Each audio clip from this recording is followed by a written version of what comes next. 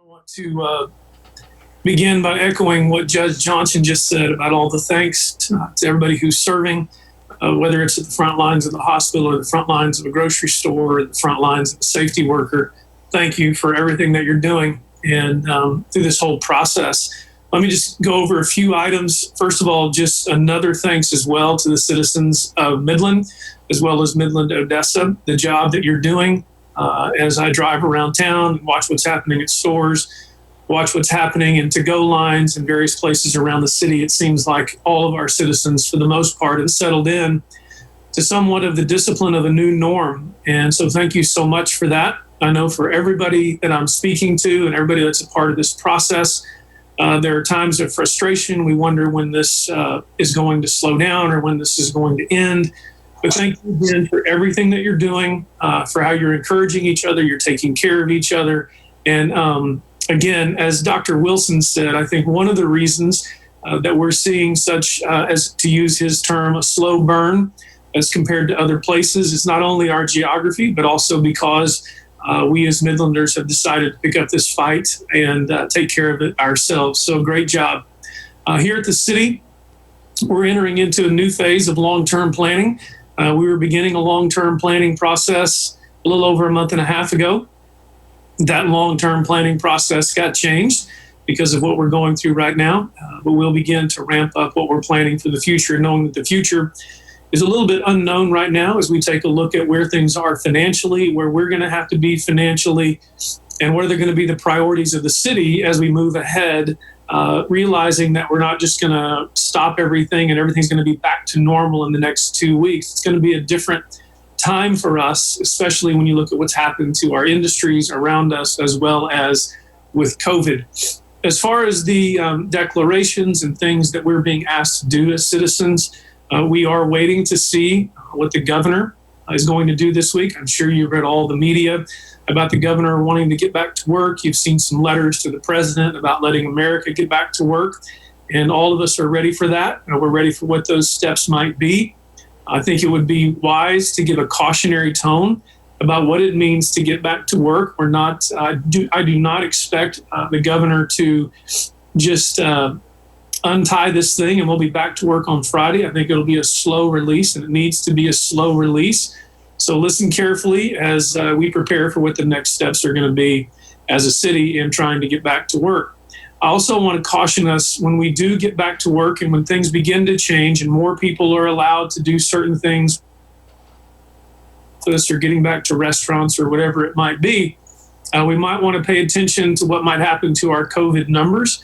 To be realistic with you, I would fully expect when we get ready to get back to work, we'll see some COVID numbers go up.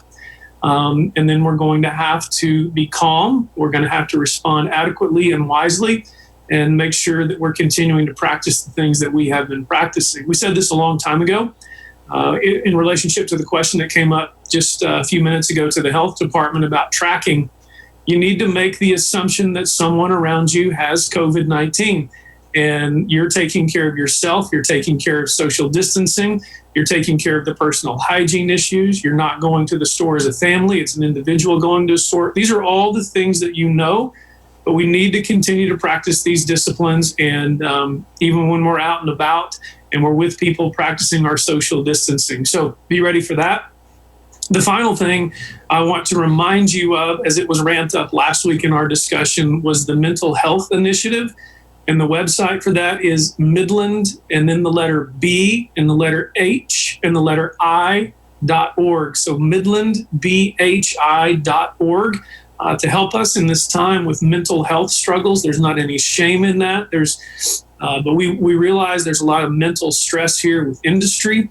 Not only is it a virus that you can't see, but now people are being affected in their work life as well, and have been affected in their work life. And so there's a lot of stress coming at everybody in multiple directions. So I want to encourage you to use that resource, MidlandBHI.org. We'll be in a city council meeting here in just a moment, and we'll continue to work on the issues of the city and what it looks like for the future for us. And then again, we'll be looking to see what the governor says later this week to determine what we can do and what we need to do as a city. With that, Aaron, I'll take any questions. All right, the first one is, do you think you might reconsider the restrictions on capacity of businesses since we are in a slow burn? We will reconsider capacity on business once we see where the governor wants to go here. I want to be in line with what we're trying to do as a state, but also as you've watched what we've been doing as a city, we have tried to do our thing and what's important for us.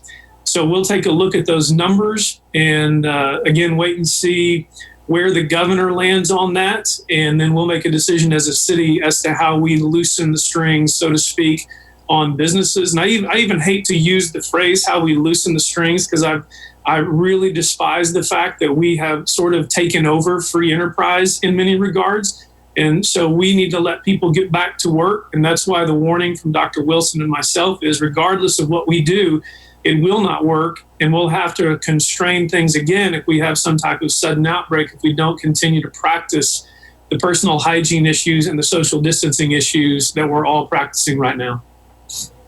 And then the next one is, how are we going to handle travel in and out of Midland? Well, what we're going to hope for is, as we get back to doing business, we will elevate the travel traffic, but we're really going to be at the whim, really not the whim, but at the direction of the FAA. We're going to have to listen to what they want us to do, and then we'll see how that translates into our new reality. That is not something we have a lot of control over. We'll be listening for that direction from the FAA and from the airlines as well. And from the MRT, do you have any thoughts about the Railroad Commission meeting and what you hope for there? I probably will just refrain from comment about what the Railroad Commission is going to do today, except for the fact that I hope that we allow the free market to do what the free market can do. And internationally, we continue to put the pressure on Saudi Arabia and Russia about what they've done. And it's going to take the free market to get us back to some form of normalcy in the months ahead. We'll go in just a few more seconds to see if there's any others.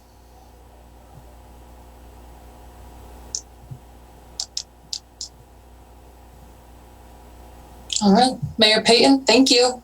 Thank you, Aaron. Everyone, that concludes our Unified Command Team press conference. Thank you for joining us. We'll be back here Thursday at 9 a.m. Thank you, Aaron. Thank you.